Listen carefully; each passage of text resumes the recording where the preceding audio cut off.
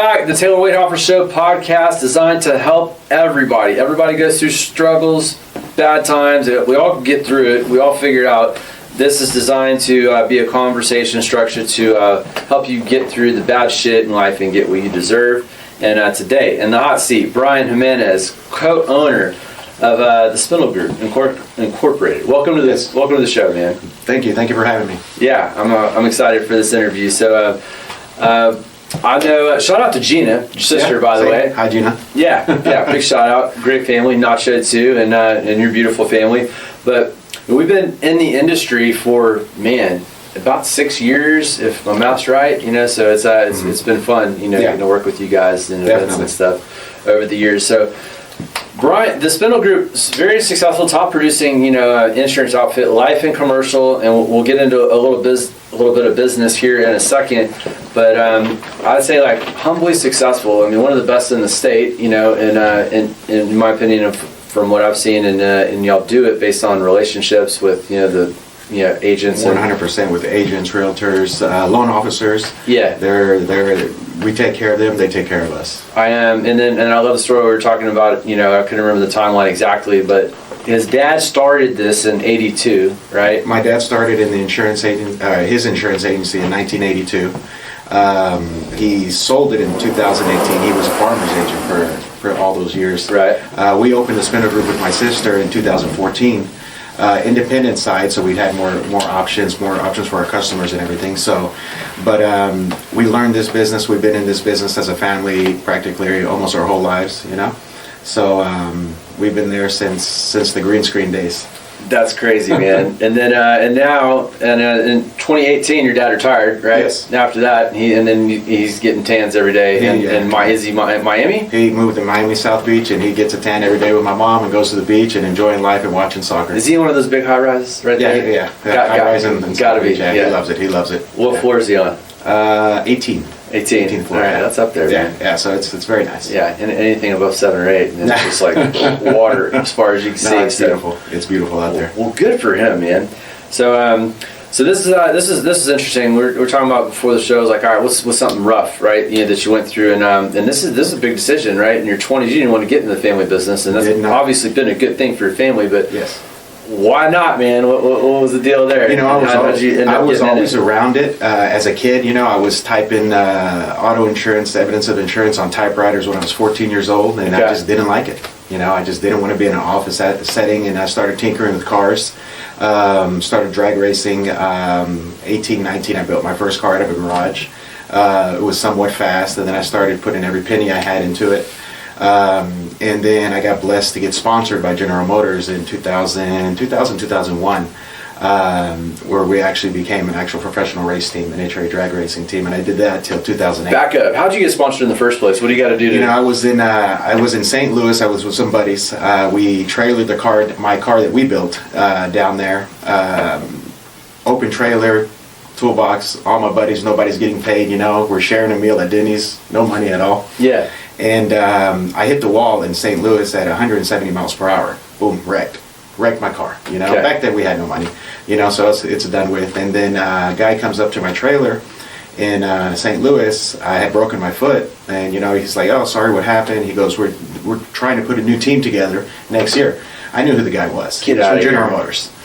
That's great. A few weeks later, I was in Detroit, walking around, and there was a car in a jig there. And there was like, "It's yours if you want it," and it started from there. And you were how old? I was 21 years old. So were you the only driver? You said you and your friends went up there. Well, I was the driver of the race car. They were my crew, engines and stuff like that. But they helped get the car ready. Still my friends to this day. And I was blessed with that to be able to experience that in my 20s. Traveled a lot, Did they get sponsored with you, or was it just... No. I got the sponsorship. General Motors gave us, engine support. I mean, we had engineers. We had, I had other teammates. There was other teammates that are racing as well, but it was just like night and day difference. Where you go from building something in your garage to sitting in Roush Racing would build our chassis. General Motors would build our engines. Wow. I had to go buy 18-wheelers and all that stuff, and it was a blast. That sounds like too much fun, man. And that was all your 20s, right? It was all my 20s. And I stopped racing in 2008. Still in the family business when I was in town. I was traveling almost 40 weeks a year. I had a daughter already. So I was always in and out. That's always crazy. in and out, you know. So, but it was probably the best experience of my life and taught me a lot of things I still use to this day. All right, give me one or two. Discipline. You know, these guys, I trusted them. Like my crew, you trust them to make sure the car is 100% ready because we're going down the strip at 180, 190 miles per hour, and I'm the one driving. Something's not right, we hit the wall. You know, obviously the repercussions are very bad on the racing side, but on business side, it's the same thing. You don't tighten the wheel here, it's going to fall off and everything goes. So I use that in mindset when I run the business. Yeah, that's huge. I learned a lot from that. Yeah, it's fascinating from all sports, and I mean, and that is one, but it's just the fundamentals, man. I mean, it doesn't matter. Golf, tennis, like, everything, everything. Like, I mean, I feel like I'm pretty athletic. Played most sports, and then you pick up something like golf that looks easy on TV. Yeah, it's not. You know, no, man. No, I have a bunch of buddies that play golf, and they're good, and I'm just like, good job. Yeah, I know. It's too much practice for me right now. I'm too old. Yeah. Not a golfer on my end either, but no, I can only imagine the thousands of pieces that go together to make up a car, and your crew's responsible for all of it. Yeah. I mean, so how many crashes did you have? You had one. I had two crashes. One that got you sponsored. So that was one that got me sponsored, and I wrecked a broken foot. So it took a wrecked car. Yeah. Did you really break your foot? Yeah. The wheel went through the firewall on the left side because I hit the wall at a certain angle, and it just crushed this foot, my left foot. So. How long were you not walking? Oh man, 6 months. 6 months. Was it your pedal foot? No, it was a clutch foot. Oh, it was clutch foot. Okay. Yeah, so. All right, 6 months? About 6 months. And then the only other wreck I had that was serious, I wrecked in Pomona, California in LA. Funny story is Farmers Insurance actually sponsored me for that race. Like a title sponsor for that race, gave me a bunch of money, hospitality tents, the whole 9, whole 18-wheelers got rewrapped, everything. Damn. First qualifying pass, boom, straight into the wall, 200 First broke my back. How are you from the walking right now, man? Where did your back break? Lower back. Yeah, it was lower back, and I was in LA for about a month in the hospital. They put you in all that stuff. Had to ride back in the 18. You're in one of those mummy suit things. Yeah, I was in the mummy suit up and everything. Yeah, and still stopped in Las Vegas. Screws coming out of the deal. Oh yeah, everything, the whole 9. And still, I was there for about a month. But in the car industry, there's a SEMA show. And the SEMA show's in Las Vegas, and that's where we would sign our sponsorship deals for the next year and all that kind of stuff. I showed up at SEMA in my brace and everything because I had to take care of business right in the back of an 18-wheeler laying down. Laying down. Yeah, it was fun. It was fun. They send a nurse with you with an IV? I wish. Somebody take care of you, man. That's intense. Okay, so traveling 40 weeks a year, racing those to your 20s, and then you made the hard decision because it sounds like you were happy cruising in your lane, pun intended, for your 20s, and so you're 28, 30 when you come back. I was about 28 years old when the bailout happened. When all back in 2008, General Motors and all that stuff. So they ended up cutting our contracts, and in order to make $1 million racing, you got to start with 2.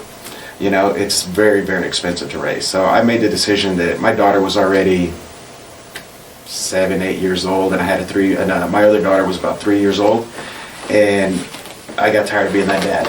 It was flying in on Monday and out on Wednesday. And it was like that all the time. That's crazy, man. So was racing paying the bills? It was paying the bills. It was very nice. It was very good. It was paying great. It was paying great. But money. It's not that, it outweighs itself when you don't see your kids grow up. Yeah. So I made a decision to stop. I could have kept going if I really wanted to, but it was just like, you know what, I'm done. You get that parent shot one time. Yeah. Yeah, and you get it one time exactly, So, and I just made a decision, I had fun. It's the best 20s of my life, and I have a family business that I can fall back on. That I know that business. My father taught me how to make money. My mom taught me how to take care of it. So they worked together for many years, or all the whole time. So my mother always was accounting and stuff like that. I'm a big numbers nerd, So I take care of the accounting and all that kind of stuff at the current business at the Spindle Group. So it's just one and one, That's awesome, man. Yeah. And so, God, I've always liked the dynamic between you and your sister that are running this outfit. And I mean, y'all the apple didn't fall far from the tree, right? I mean, your mom and dad ran the deal. Now you and your sister running the deal. It's kind of the same, right? And she's very good at what she does. Yeah. And, and we don't step on each other's toes because I know she knows what she's doing. And she knows I know what I'm doing. But we work well together, so that's always good. So you have, let's see, what is it? Are you the implementer? The implementer, let's see, the visionary and the integrator. Those are the two words I was looking for. I'm probably the implementer. I would say the implementer. Gina's more on the marketing side. Yeah. She's got the gift of gab. That's the visionary. Yeah. She's the visionary. I make sure the wheels turn and stuff like that. And I just enjoy running a business. Our employees that work with us, they've been there the whole time. I have people that have been with us 10 plus years since we started. Even they worked with us when we were in our farmers days, and they're still there. So I love to take care of the people who work with us. They take care of us. We love to take care of them. So that's crazy, man. It's a small world. Like she was one of the first I had on Disruption Nation, and you're the second person that I've had on the Taylor Wade Opera Show. Awesome. So full circle, and it's cool because you're right. Like I'm out there with the marketing, and that's more my realm than world. So those are typically the people that I'll interview more. So for sure. So it's cool to get kind of behind the scenes, with your company, and I think it's fantastic, man. Yeah. So.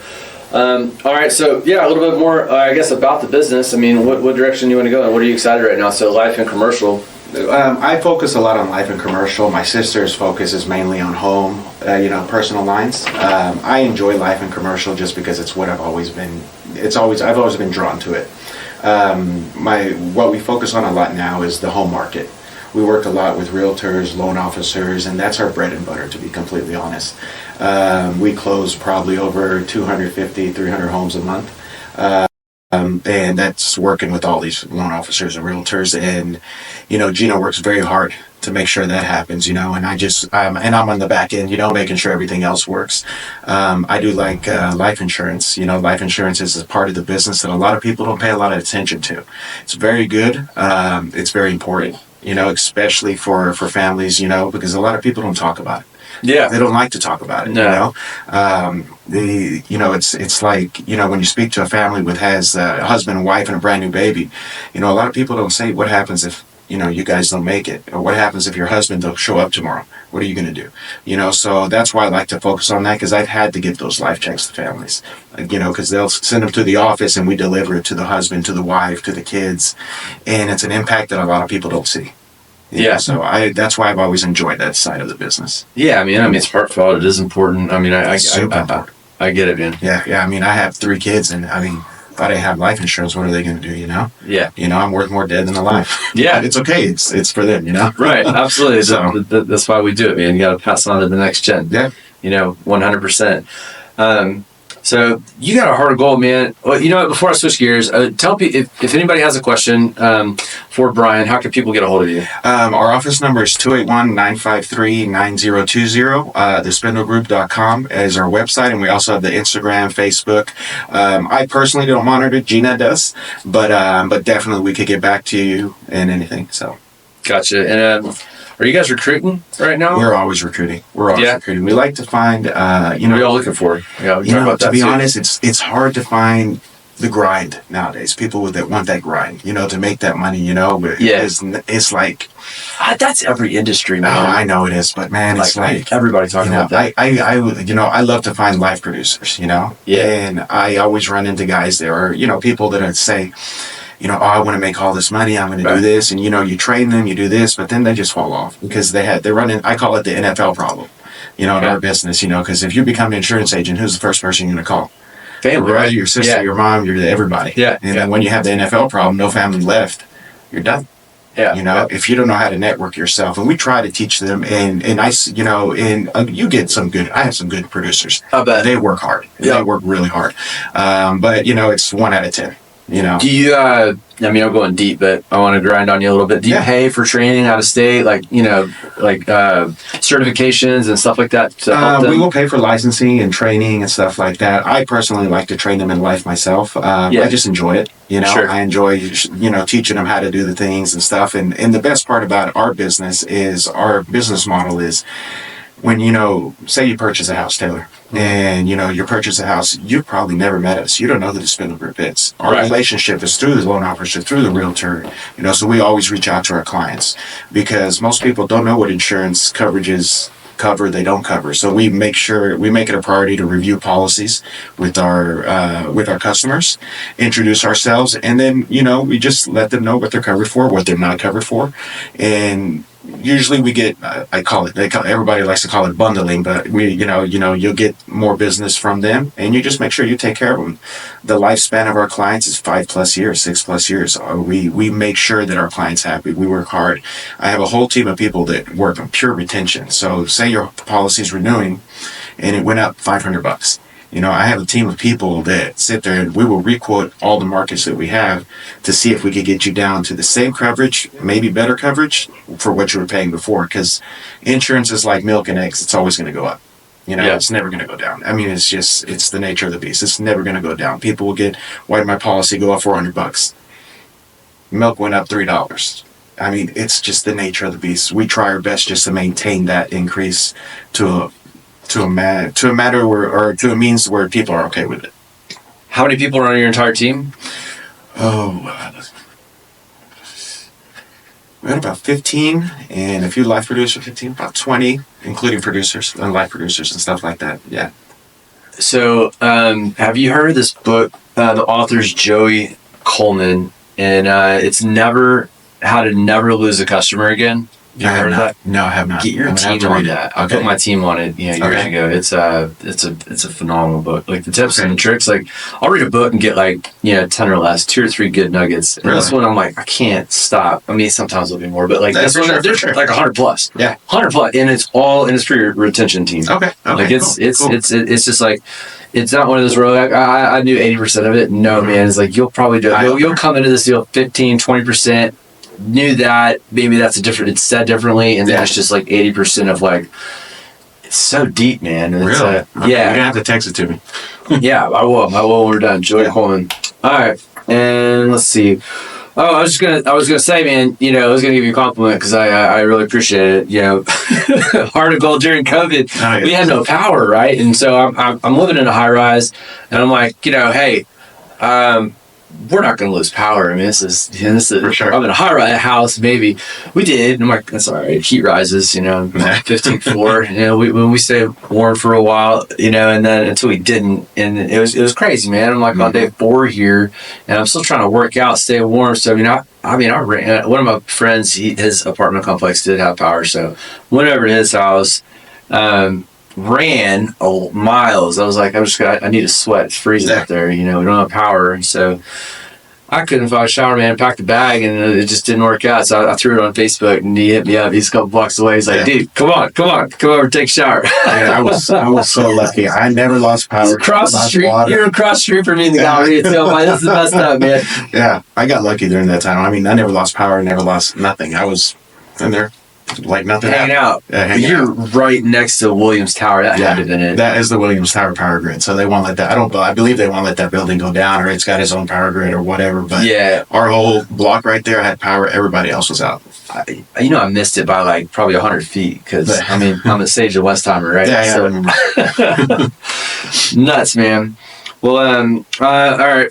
A couple questions for you. What's your favorite restaurant in town? What do you like to eat there? Oh man, my go-to right now has probably been, sushi. I've been going to Umi a lot in the Heights. Steak 48 is always a go-to. I just like the ambiance, to have my scotch, in the evening. Yeah, for sure. That kind of stuff. I've probably been going to Umi a lot lately. Yeah, I need to check that out, man. Yeah, it's very good. Very good. That sushi was so sweet, and I almost ate it again yesterday. I'm like, dude, it's one of my favorites that I forget to eat. I swear, I don't think about it, and when I drive by, I'm like, that's the one today. Yeah. I don't pull it. So I have to go out to eat every day. So yeah, I'm not much of a chef, so I'm right there with you, man. Eating on the go all the time. What's your dream car? You're a car guy for sure. Yeah. If you want, man, since you've raised for all your 20s, give me your top 3 because I hate even asking you to give me one. Oh man, probably I'd say right now, probably 458 Ferrari. I've had, yeah. I'm a car guy, so I've had some good cars, and I've always enjoyed. Yeah. But there you go. All right. top 3. The Bentley Continental, I like that one always. Yeah, nice. Those kind of things. Yeah. And so that's 2. One more. Oh man, probably the one I'm driving right now. I like it. Yeah. G-Wagon. I enjoy it. You know. There you go. Yeah. Yeah. As I think it was can't remember her name. It's gonna come to me in a minute. But I asked her that question. Favorite car? She was like G-Wagon. I'm driving it. You know. Yeah, drove it here today. I love it. I mean, it's something my dad hates. He calls it a lunchbox.